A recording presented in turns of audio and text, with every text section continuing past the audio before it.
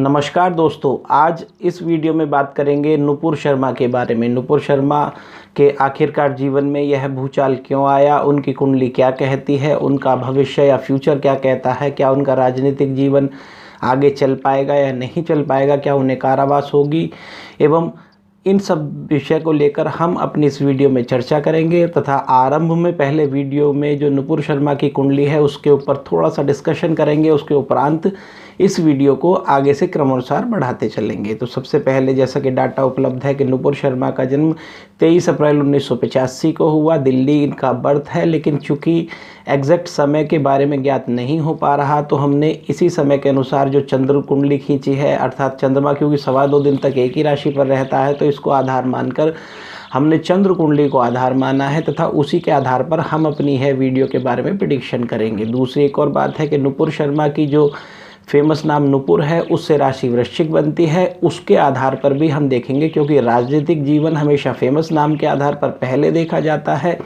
तथा व्यापार एवं अन्य विषयों पर भी चर्चा केवल फेमस नाम के आधार पर ही किसी जातक के की जा सकती है। उसका गोचर में ग्रहों की स्थिति के अनुसार भाग्य कैसा चल रहा है इसके बारे में भी चर्चा किसी भी व्यक्ति के फेमस नाम एवं उसके जन्म लग्न अर्थात उसके एसेंडेंट, मून साइन एवं फेमस नाम से जो उसकी राशि बनती है, जो साइन बनता है, उसके आधार पर करनी चाहिए। तो यहाँ पर हम इनकी मून साइन के अकॉर्डिंग यहाँ पर प्रेडिक्शन करेंगे तथा इनकी कुंडली का एनालिसिस करेंगे। तो सबसे पहले अगर 23 अप्रैल 1985 के बारे में बात करें तो इस दिन मून टॉरस साइन पर है। टॉरस साइन मून का उच्च का होता है, यह समझने की बात है। तो यहाँ पहले कुंडली के बारे में थोड़ी सी चर्चा कर लेते हैं। अगर हम चंद्र कुंडली बनाते हैं या मून साइन बनाते हैं तो लग्न पर इनके टॉरस साइन को जब हम रखते हैं तो टॉरस में इनका चंद्रमा तथा मंगल दोनों ग्रह बैठे हुए हैं, जबकि इनके सप्तम या 7th हाउस में शनि इन दोनों ग्रहों को एस्पेक्टेड कर रहा है। शायद 7वें घर में शनि बैठा हुआ है, इनके 6th हाउस में केतु है, जबकि 12th हाउस में नेचुरली बात है कि जब 6 में केतु है तो 12th हाउस में राहु होगा। राहु सूर्य के साथ है इनका, जबकि सूर्य इनका मेष राशि का एरिस साइन में एक्सॉल्टेड है एवं 12th हाउस में सिचुएटेड है। 11th हाउस में इनका मरकरी तथा वीनस दोनों एक साथ एसोसिएटेड हैं तथा मरकरी क्योंकि यहाँ पर मीन राशि का है, पाइसियस का है, तो पाइसियस का मरकरी डिबेलिएटेड होता है, नीच राशि पर बैठा हुआ है, जबकि यहीं पर जो वीनस है वह पाइसियस में अपना एक्सॉल्टेड प्लेस पर है, 11th हाउस पर इनके बैठा हुआ है। अगर इसी के साथ साथ देखें तो जो इनका 9th हाउस है वह भी कम महत्वपूर्ण नहीं है। 9th हाउस चूँकि हमारे रिलीजन को बताता है, धर्म से संबंधित होता है तथा पूजा स्थल एवं पूजा की चीज़ों से संबंधित होता है, तो वहाँ पर इनका जुपिटर है, वह जुपिटर चूँकि कैप्रिकॉन साइन में है एवं कैप्रिकॉन साइन में जुपिटर अपने आप ही डिबेलिएटेड होता है। तो यहाँ इस कुंडली में बहुत सारे महत्वपूर्ण योग होंगे एवं इन महत्वपूर्ण योगों पर हम क्रम से चर्चा करेंगे। तो सबसे पहले बात करते हैं जो इनका लग्न है टॉरस है, टॉरस पर इनका मून है तथा उसी के साथ मार्स भी एसोसिएटेड है।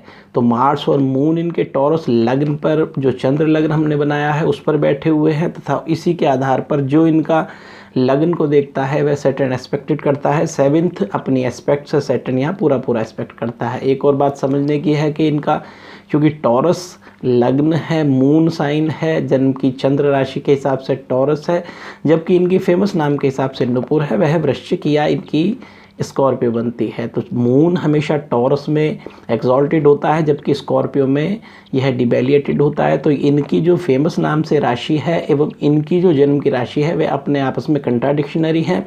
यह बात सभी को समझ लेनी चाहिए कि अगर उनकी जन्म की राशि से चंद्रमा जहाँ पर बैठा हुआ है एवं 7th हाउस पर जो इनकी राशि पड़ती है वहाँ पर अगर डिबेलिएटेड या कोई नीच के ग्रह के हिसाब से इनका किसी का भी नाम रखा जाए तो वहाँ पर उसके कंट्राडिक्शन जीवन में बहुत होते हैं, वाद विवाद बहुत होते हैं। तो चूँकि नुपुर शर्मा का मून एसेंडेंट टॉरस है, जबकि इन्होंने फेमस नाम से इनके नुपुर नाम से जो इनकी राशि बन जाती है, जो साइन बन जाता है वह स्कॉर्पियो बनता है। तो यहाँ इन्होंने अपने जीवन में इस तरह का नुपुर नाम कर रख कर कंट्राडिक्शनरी अपने जीवन में पैदा कर ली। दूसरी बात इसमें और महत्वपूर्ण है वह यह है कि इनके क्योंकि 7th हाउस में सैटर्न है एवं यह रेट्रोग्रेड है, तो इस 7th हाउस को दो प्लैनेट्स प्रभावित करते हैं? फर्स्ट सैटर्न एवं सेकंड मार्स। तो सेकंड और मार्स जब 7th हाउस को प्रभावित करते हैं, अफेक्ट करते हैं, तो निश्चित रूप से मैरिड लाइफ को डिस्टर्ब करते हैं। तो इन्हें जीवन में बहुत आगे तक जाना होगा, तो संघर्ष करते हुए मैरिड लाइफ अगर इनकी बनती है तो उसमें भी सोच समझ कर शादी करनी होगी, अन्यथा इन्हें निश्चित रूप से परेशानी उसमें भी आएगी। अब अगर बात करेंगे लगन को, चूँकि जिस प्रकार 7th हाउस को 2 इफेक्ट करते हैं प्लैनेट्स, ठीक इसी प्रकार इनके एसेंडेंट को 3 प्लैनेट्स प्रभावित करते हैं। वह चंद्रमा है पहला, दूसरा मंगल, तीसरा शनि। तो उस अवस्था में जहाँ पर इस चंद्रमा को शनि बुरी तरह से इनके मन में दुख एवं परेशानियाँ देता है, वहीं मंगल को जब शनि एस्पेक्ट करता है एवं जब लग्न को यह दोनों शनि और मंगल प्रभावित करते हैं, तो ऐसे व्यक्ति के अंदर विल पावर होती है। तो जिस व्यक्ति का एसेंडेंट या जिस व्यक्ति का लग्न या जिसका मून साइन प्रभावित हो जाता है मार्स और सैटर्न से, तो उस व्यक्ति के अंदर आयरन विल होती है। यह ज्योतिष का फ्लैट नियम है। अब आगे की बात करते हैं कि इस कुंडली में विपरीत राजयोग किस प्रकार बनता है। तो 12th हाउस में चूंकि इनके सन है एवं यह एग्जॉल्टेड है, तो जब सूरज उच्च का होकर 12वें घर में होता है, 6, 8, 12, 6, 8 एवं 12th में होता है, तो यह विपरीत प्रकार का राजयोग बनता है। क्योंकि यहाँ पर एक स्थान में चूंकि सन पहले उच्च का है तो वह उच्च का प्रभाव देगा, लेकिन जैसे ही वह 12th हाउस में जाएगा तो नीच का प्रभाव देगा। लेकिन नीच का प्रभाव उसकी नियति नहीं है, डेस्टाइनी नहीं है, इसलिए अंत में उसे उच्च का ही प्रभाव देना पड़ेगा। तो इसलिए यहाँ एक कंडीशन में इनका विपरीत राजयोग है। ठीक ऐसे ही इनके 9th हाउस को जब हम देखते हैं तो वहाँ पर इनका डिबेलिएटेड जुपिटर है, बृहस्पति बैठा हुआ है एवं उस बृहस्पति को सैटर्न एस्पेक्ट करता है अपनी 3rd एस्पेक्ट से, अर्थात तीसरी दृष्टि शनि इनके बृहस्पति को प्रभावित करता है। तो उस अवस्था में इस ग्रह के जो इस भाव के संबंध में रिजल्ट होंगे वह आरंभ में नीच के परंतु उच्च के होंगे। ठीक इसी कारण इन्हें राजनीति में धर्म को लेकर जहां इनको विवाद में आएंगी, वहीं उनका फेम के साथ डिफेम भी प्राप्त होगा, अर्थात डिफेम होने के बाद भी इनको नाम तो प्राप्त होगा ही होगा। तो ऐसी अवस्था यहाँ बृहस्पति ने बनाई है क्योंकि यह धर्म के स्थान पर है। अगर हम आगे की बात करें तो चूंकि इसमें वाणी दोष है, अर्थात इनका 2nd हाउस का लॉर्ड एवं इनके 5th हाउस का लॉर्ड, 2nd हाउस हमारी भाषा है, हमारी बेसिकली टंग है, जीभ है, और 5th हाउस बेसिकली हमारा माइंड है, जो ब्रेन का बाहर का खोखा है वह माइंड है। तो अर्थात जब हम भी कुछ भी बोलेंगे जो हमारे दिमाग में आएगा, तो अगर उन दोनों स्थान का स्वामी डिबेलिएटेड होगा, नीच का होगा, तो निश्चित रूप से हम जब बोलेंगे हमें विवाद का सामना करना पड़ेगा। तो ठीक इसीलिए नुपुर शर्मा को 2nd हाउस और 5th हाउस का लॉर्ड चूँकि यहाँ पर मरकरी है, वह भी यहाँ पर डिबेलिएटेड या नीच का होकर 11th हाउस में बैठा हुआ है। क्योंकि मीन राशि में पाइसियस में जो मरकरी होता है वह नीच का होता है, परंतु एक खास बात है कि वह किसी एक प्लैनेट्स के साथ बैठा हुआ है, वह वीनस है, वीनस के साथ बैठा हुआ है। वीनस यहीं पर इसी 11th हाउस में उच्च का होकर बैठा हुआ है। तो यहाँ पर भी क्योंकि एक नीच का ग्रह एक उच्च के ग्रह के साथ बैठा हुआ है, तो आरंभिक अवस्था में यह नीच का रिजल्ट देगा, उसके बाद यह उच्च का रिजल्ट देगा, उसके बाद यह नीच का देगा, एवं पुनः जीवन में लगभग जैसे ही 4th चक्र बृहस्पति का होगा, अर्थात 48 ईयर्स इनकी एज जब कंप्लीट कर जाएंगी, तो उसके बाद यह उच्च का रिजल्ट देने लगेगा। तो यह भी विपरीत राजयोग का एक सिंबल है। मैं थोड़ा सा जल्दी बोल रहा हूँ जिससे वीडियो बहुत लंबी ना हो, आप कृपया समझते चलिएगा। वह सभी लोग जो स्टूडेंट्स हैं एस्ट्रोलॉजी के एवं इंटरेस्ट रखते हैं, उसे बहुत सारे नियम इस वीडियो में देखने को एवं समझने को मिलेंगे। अगर उसके बाद भी आपको कोई प्रॉब्लम है तो आप हमारे यहाँ पर कमेंट बॉक्स में कमेंट करिएगा, अन्यथा हमारे व्हाट्सएप नंबर 9412096846 पर संपर्क कर लीजिएगा, हम आपकी बात का जवाब ज़रूर देंगे। तो आप बात करते हैं आगे की। तो आगे का जो सीन है इनका, क्योंकि इस तरह से योग हैं, तो आगे का जो सीन बनता है इनका फ्यूचर में, तो बहुत सारे मेरे क्लाइंट एवं दर्शकों ने पूछा है कि नुपुर शर्मा की जान को खतरा है। तो इस कुंडली के हिसाब से इनकी जान को कोई खतरा उत्पन्न नहीं होता।